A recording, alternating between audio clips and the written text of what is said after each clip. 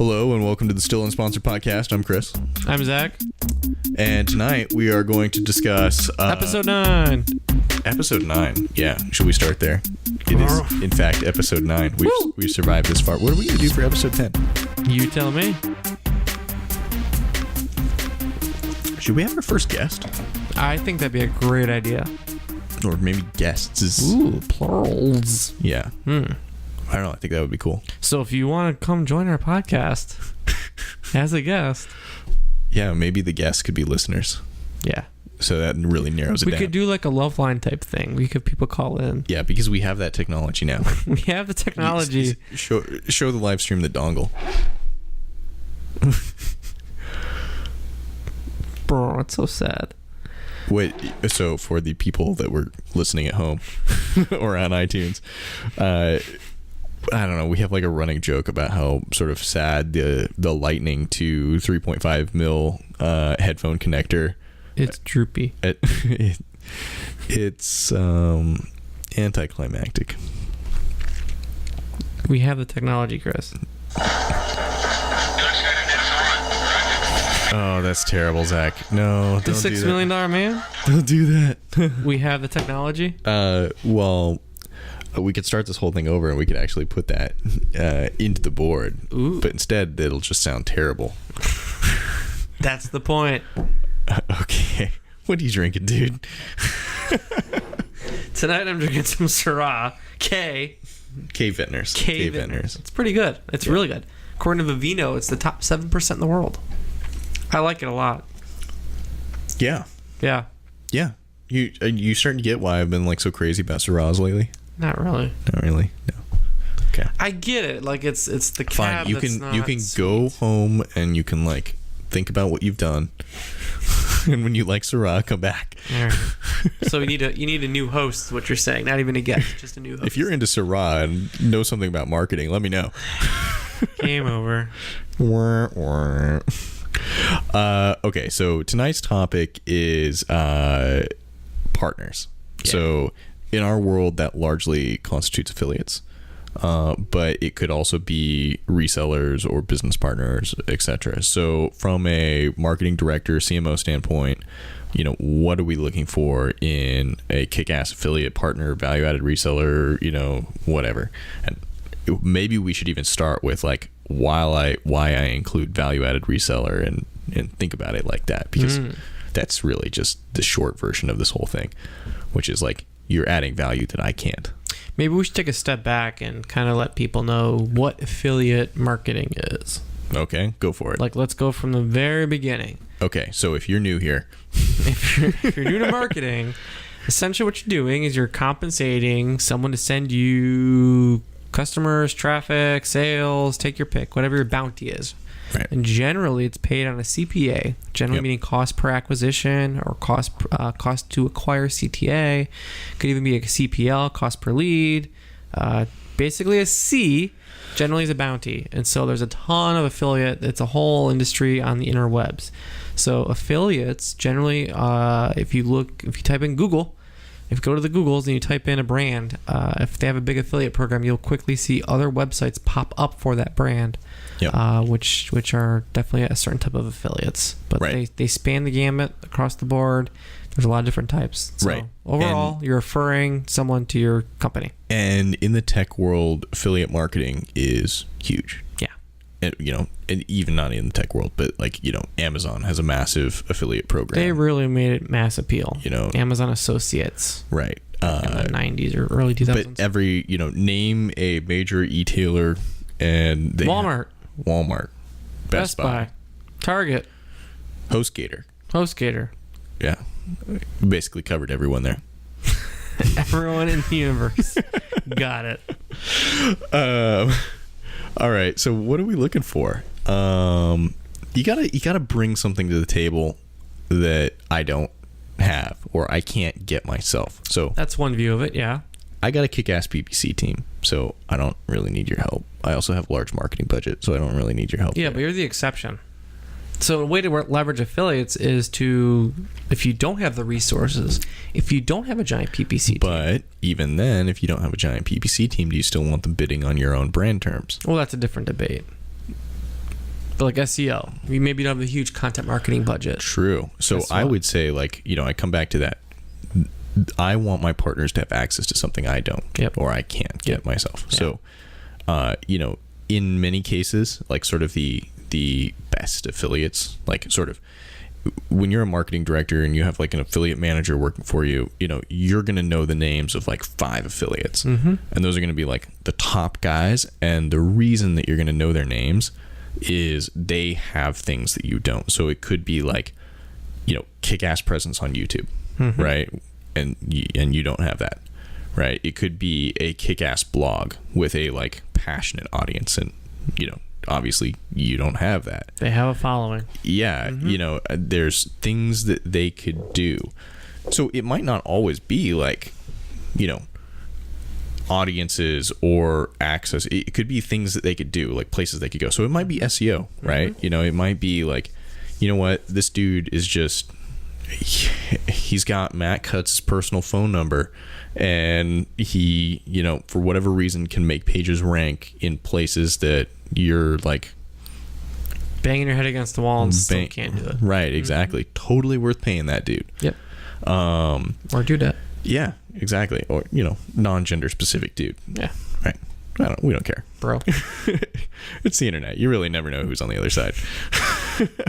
So you're using these partners to extend your reach, right?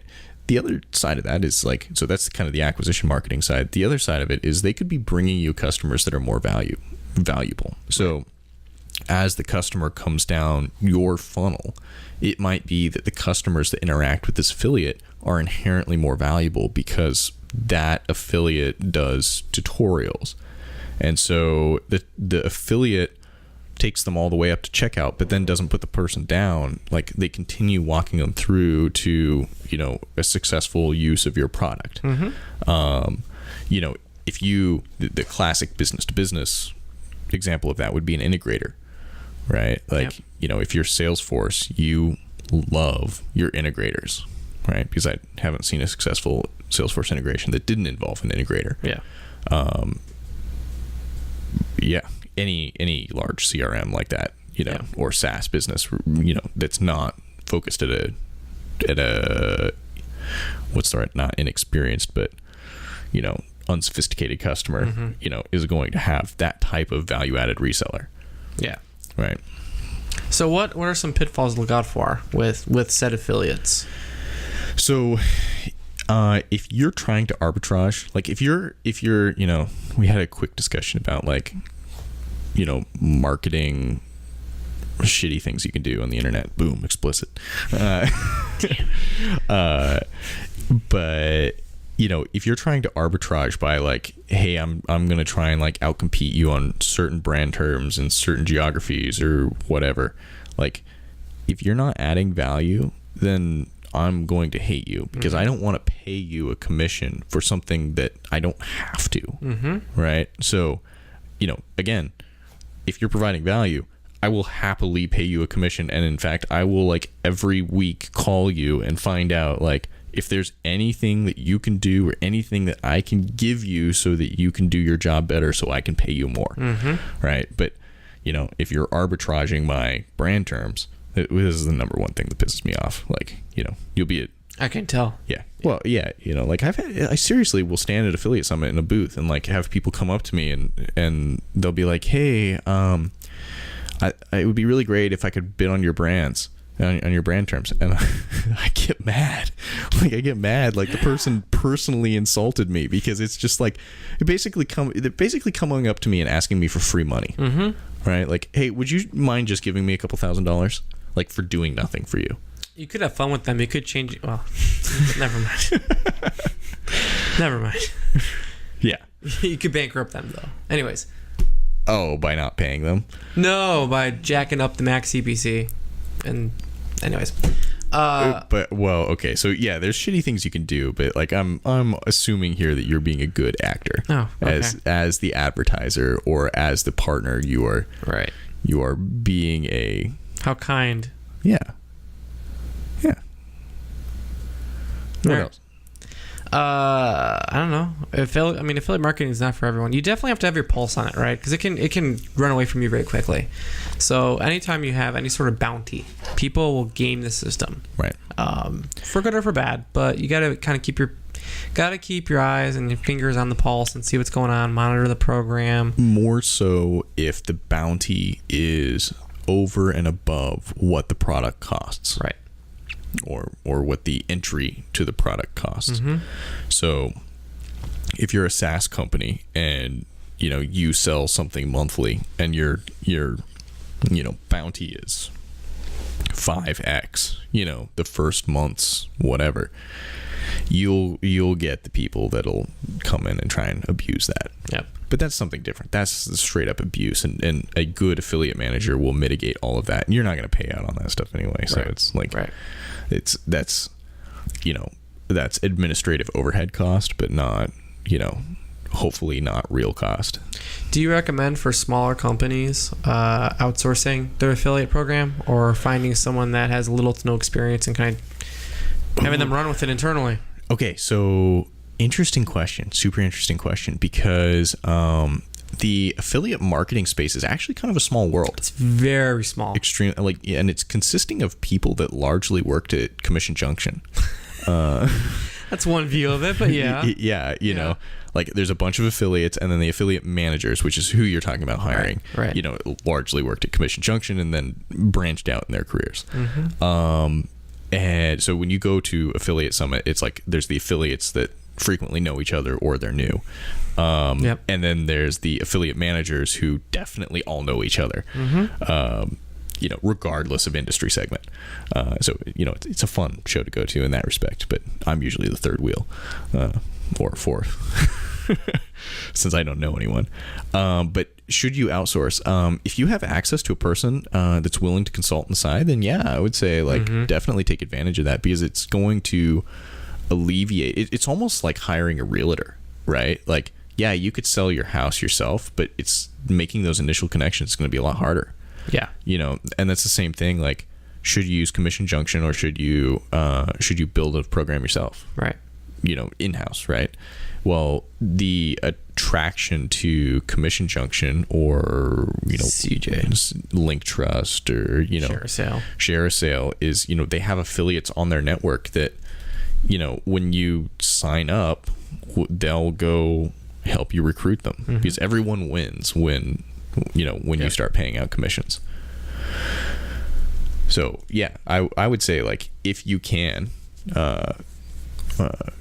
hire someone internally, yeah. If you got the budget for it, yeah. I'm a big fan of like in-house stuff, but if you have the budget for it, if it's going to be a small piece of your marketing mix, then hire a consultant, or there are agencies that will do it. It kind of depends on how complicated your product is. If you're an e-commerce, retailer, your affiliate program is not going to be that complicated. Right. Probably a percentage of this gross, and it's like, hey, we're paying 10% of the cart, 30 days after, whatever, like, have an agency administer that, and like between your agency and your accounting department, you're going to be good. Yep. Right. If you're a SaaS business and it's significantly more complicated, or you're dealing with a lot of abuse, or your bounty's way higher than your first cart, you're ultimately going to end up administering it in-house. Right. Cool. What other questions do you have, Zach? I don't know. You're like, I don't know, because I know all this shit. Yeah. What other questions would our audience have? How to get started? Interesting question.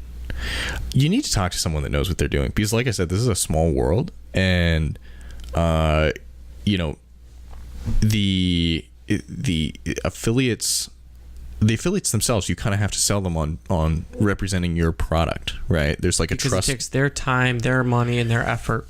Right. It's not like going out and buying ads from Google, right? Google's getting their money whether or not you make money. Right. Right. These affiliates are entering into a partnership with you. And so they, you could have some deal that's too good to be true, and they might see it that way. Yep. Right. And then the reputable ones might say, I'm going to take a back seat until I know you're legit. Yep. Right. So, how to get started? Again, probably look for help. If you can't do that, then if you really don't know anything, I would go out and probably talk to someone like CJ. Yeah. Or one of the smaller networks might be a good place to start. If we're talking about the affiliate industry, Impact Radius is really taking over, which is a tool for administering your affiliate program. Yeah. Yeah. It's expensive though. Yeah. Yeah. Yeah. Right. I don't know, man. This is going to be a quick episode. Yeah, I think so. We're at 15 minutes right now. That's that is pretty much it. So your intro guide to affiliate marketing in 15 minutes. your intro guide to things that pisses Chris off about affiliate marketing. Oh man. Yeah. We're not doing the how would you market that? No. Well, unless you're going to invent. Oh yeah. So again, this is a sort of a filler episode, and so I think that based on our travel schedules, we probably won't be recording another one until after Thanksgiving. So people may probably see the live stream before then. So if you have suggestions for episode 10, so we got to do something. It's a big one. We got to do something cool. We've made it 10 episodes. Let us know what you want us to do. What a journey it has been. Yeah, not really. And with that, thank you everyone. Subscribe on iTunes.